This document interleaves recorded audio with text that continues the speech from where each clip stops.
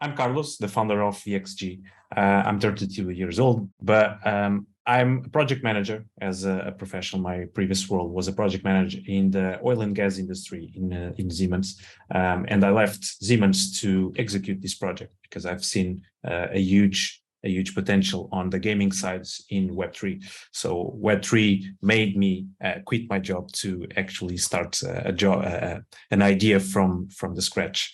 And that's it. I have 4 years of project managing, executing in high budget projects in cybersecurity and digitalization of the oil and gas industry. For everyone that is watching this stream or the video, greetings to everyone, and thank you for Max to welcome me here to VXG. I wanted to bring an idea to the gaming world where we introduce a protocol / layer that allows everyone to monetize their skills in the gaming sense. So we want to give rewards to everyone, from the game developers to the content creators and to the players. So how we started doing this? Well, we realized there was a huge problem in the gaming space, especially in the Web3 space, where play-to-earn games started to arise in early 2021, but suddenly players were losing money, and not because the games weren't fun or the games were bad, etc., just because the framework that gives revenue to the players actually was not sustainable. So we've seen a lot of games being on the high trend and suddenly just lose revenue because the framework was not sustainable to give revenue to all the players. So that's one of the problems that we have seen.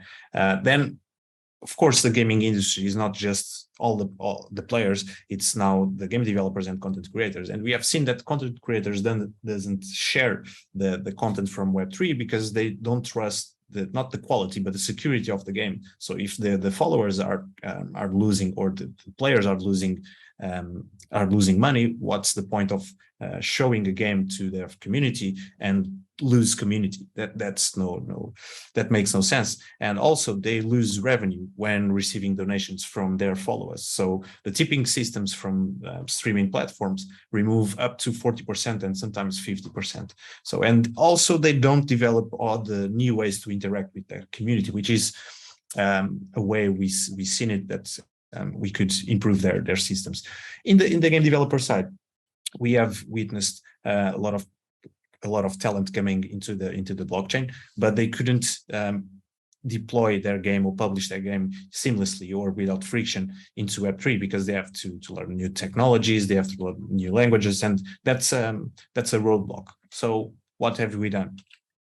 So what have we done is basically a platform, a Steam in Web3, but with the competition side. So we are creating a platform that allows everyone, a game developer, a creator, whatever, to release a game, and VXG provides all the set of tools for them to be profitable, or at least to launch a game and bring some community to play it. And most important is we provide stable revenue to the game developers with stable coins. Same thing for content creators. So since we are a Steam in Web3, we also curate more or less the ecosystem. So that means content creators can actually stream the games in Web3 or in VXG because we are committed to curate the ecosystem. So the games that we have in there are safe, secure, and most important, we review their tokenomics and mechanics to know that it's sustainable to have in our ecosystem. And at the bottom, we have the players. So if the players have different options to different games, of course, all the games sustainable, then they can monetize their skills in different games. And when I say monetize, is actually democratize what is esports, because nowadays you have multiple talent in esports, but they are sponsored by media companies, publishers, etc. So if a new player wants to start his journey or her journey in esports, they don't have the financials to get into those tournaments. But maybe they have $1, maybe they have 2 cents to start playing and monetize their skills. So actually is opening the barriers to everyone. Now, you don't need to have $1,000, you don't need to have $1. You can have just 1 cent and start monetizing your skills. So that's what we are doing in the Web3 space. We are, as I said, a platform that the business model is based on fees, but we have three verticals to gather revenue. So we have the competition side, which is the play to earn. We have the marketplace, and we have the arena. So the competition side is all the matches that are done in VXG.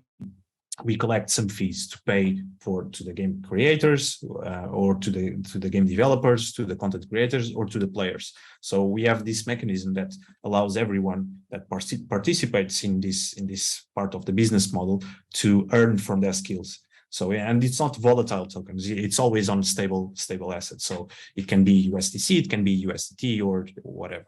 The marketplace is where we offer our services or third-party services like skins, coaching, and data, or even NFTs regarding the ranking in our platform, and we take up to 10% on those consumers.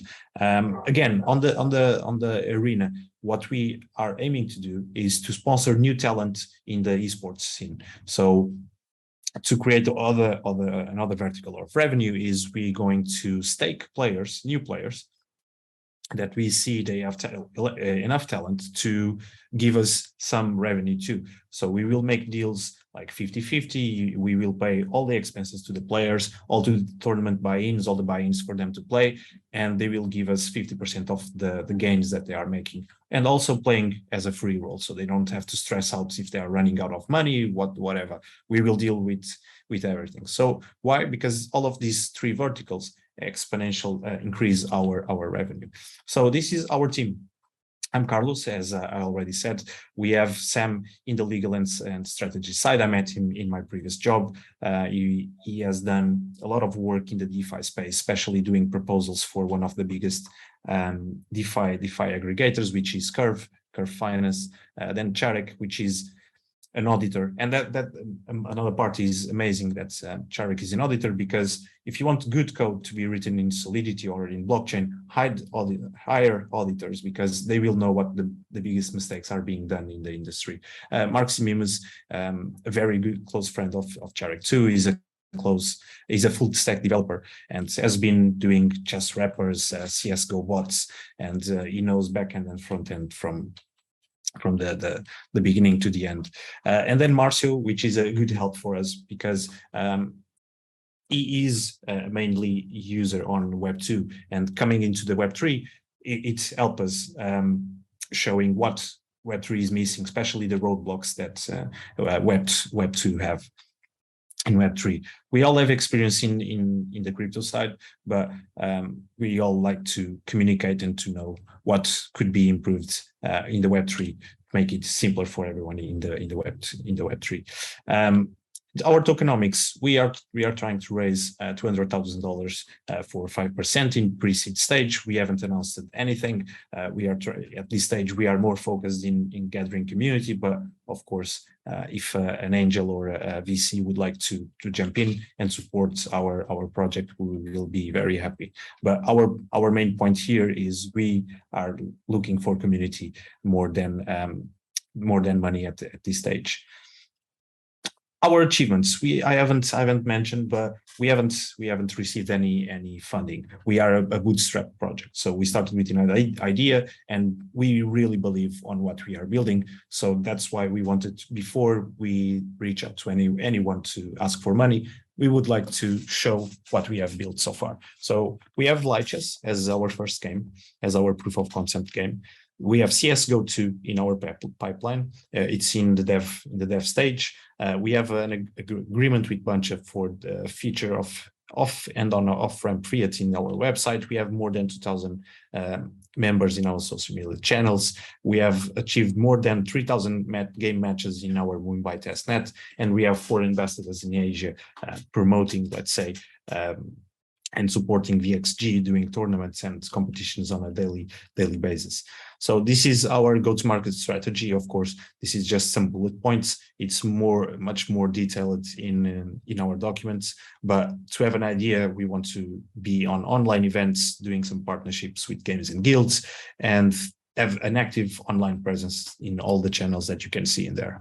So what we have achieved so far in the roadmap. you can consider the big bang stage almost done.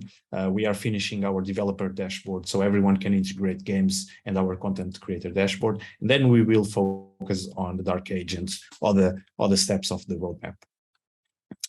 Why do we have a competitive advantage in the market at this stage? Well, we are setting the tone for all the play to earn out there, saying you have to be sustainable, because you can have a really good AAA game, quality game, etc. But if you're not sustainable for the players, you're affecting them. You're not promoting fun or whatsoever.